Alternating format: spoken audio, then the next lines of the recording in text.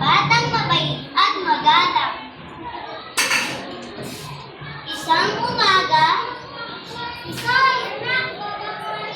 ang malakas na boses na gumulat kay Tisoy habang abala sa pagliligpit ng kanyang bigaan. Okay, inay, nariyan ako. Ang magalang nitong sagot habang tinatapos ang pagliligpit.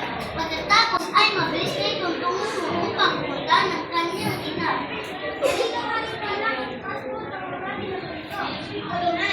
Pagkatapos niyang sundin ang utos ng ina, nakasalubong nito ang amang sitong na tangan-tang ang aso nitong si Oreo. Soy, maaari mo pang ilakad si Oreo upang makain, sapagkat ako'y tutulong sa nanay mo magluluto ng ating ulan. Okay, tay. Kinuha nito ang asong si Oreo at inilabas sa bakuran. At sa pagsunod sa madalas na utos ng kanyang mga magulang, ay magiling din sinunod ni Tisoy ang mga utos ng nakakatandang kasabi ng pamilya na hindi nagdalabong o nakasimangot. Habang nilalakad niya ang asong si Oreo ay nakita nito si Mang Calix na parahang naglalakad-lakad. Nilapitan niya ito at marahang nagmano.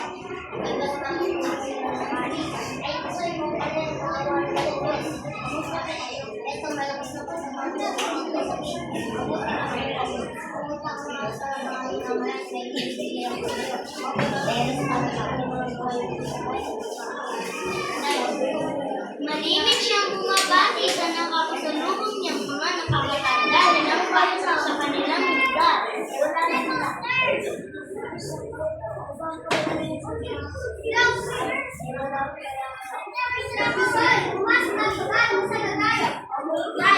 Mabilis na sumunod si Tisoy.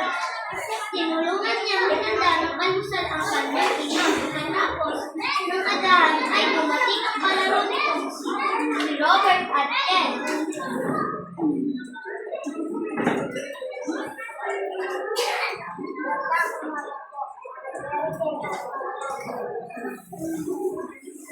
Maganda umaga din sa inyo.